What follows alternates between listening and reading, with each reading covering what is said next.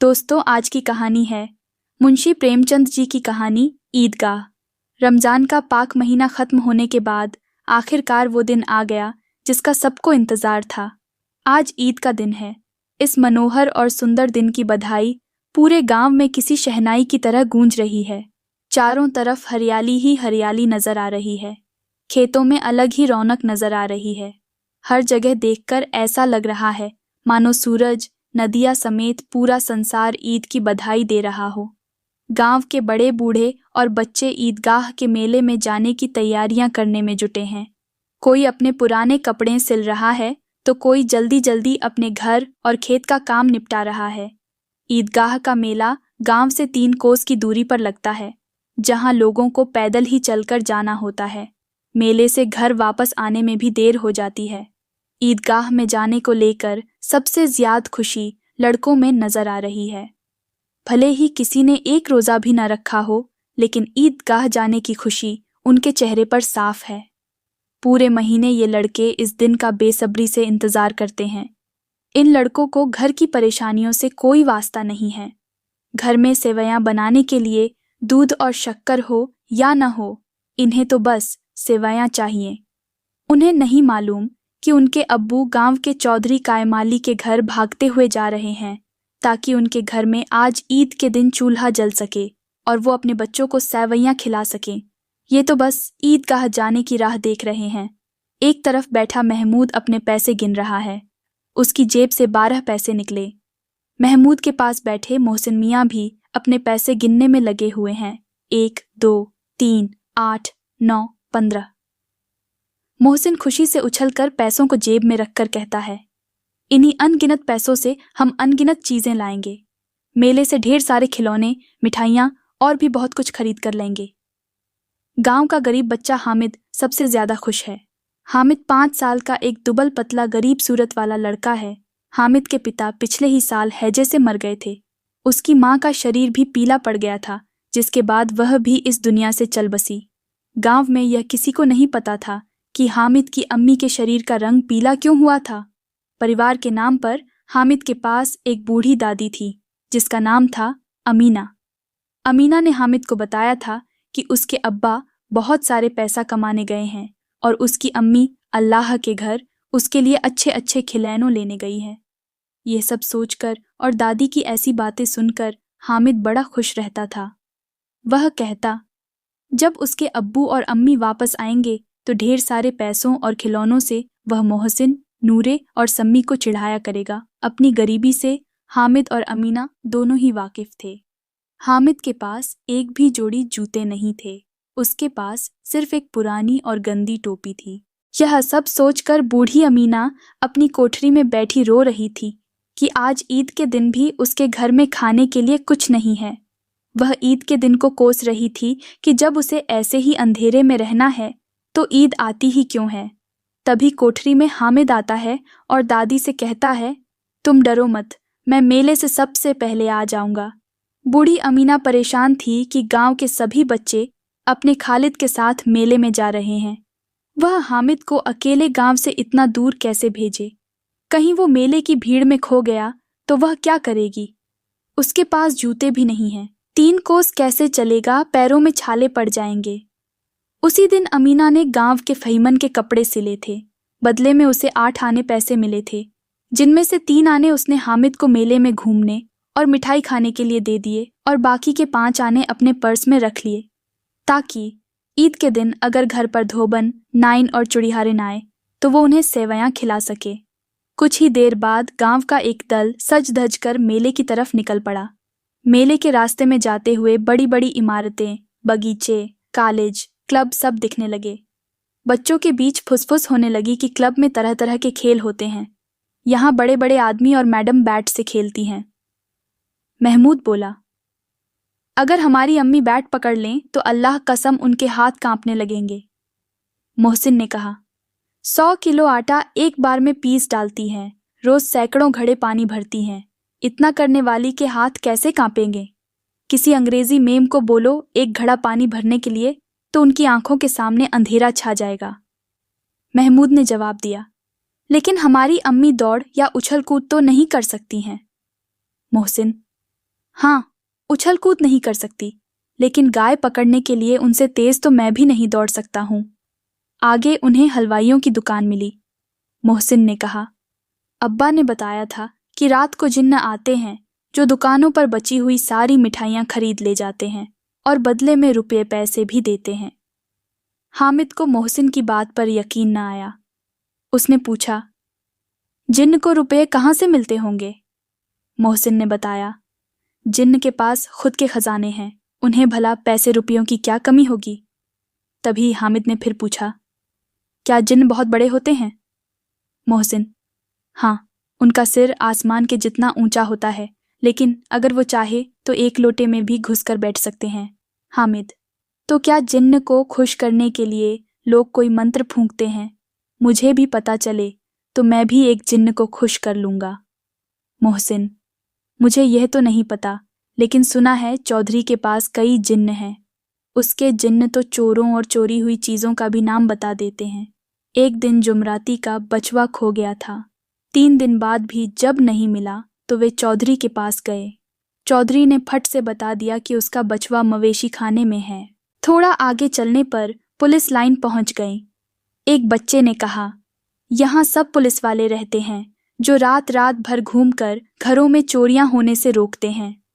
ये बात सुनकर मोहसिन बोला, गलत कह रहे हो तुम। शहर के सारे चोर डाकू इन पुलिस वालों से मिले होते हैं। चोरों से कहकर ये दूसरे मोहल्ले में चोरी करवाते हैं और खुद किसी दूसरे मोहल्ले में पहरा देते हैं। मेरे मामा खुद एक पुलिस वाले हैं।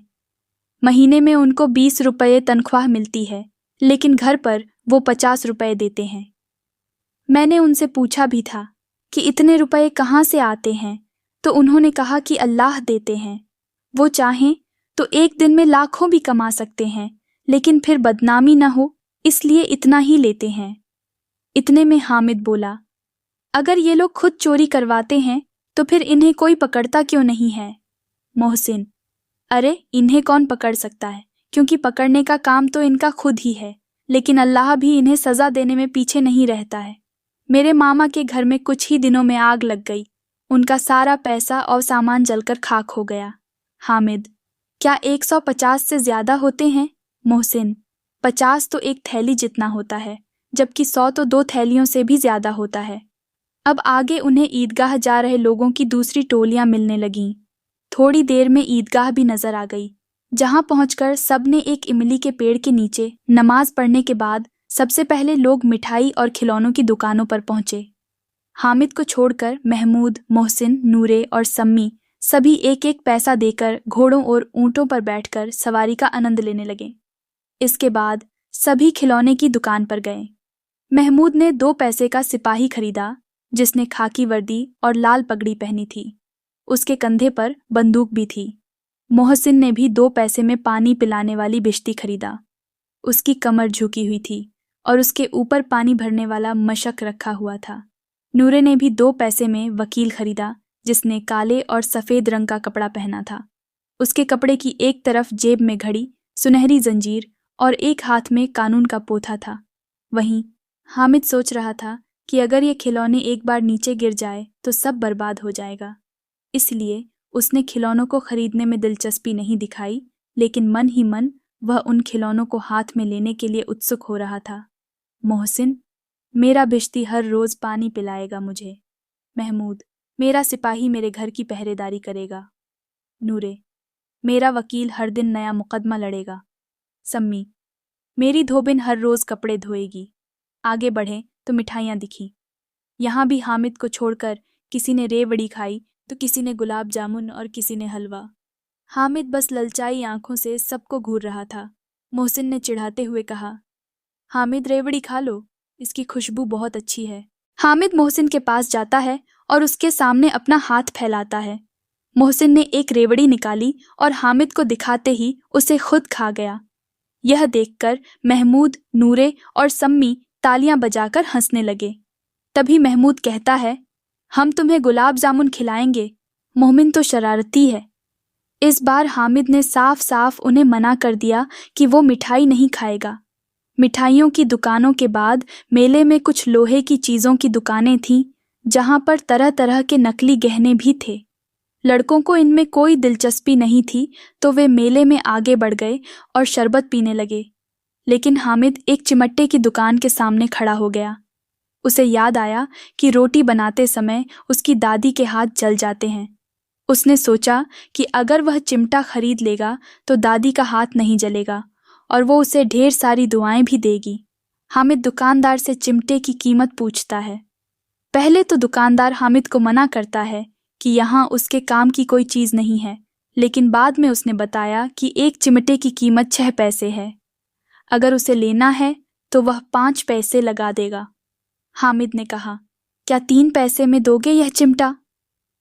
हामिद को लग ही रहा था कि दुकानदार उसे डांटेगा, लेकिन दुकानदार ने डांटने की जगह हामिद को 3 पैसे में चिमटा बेच दिया।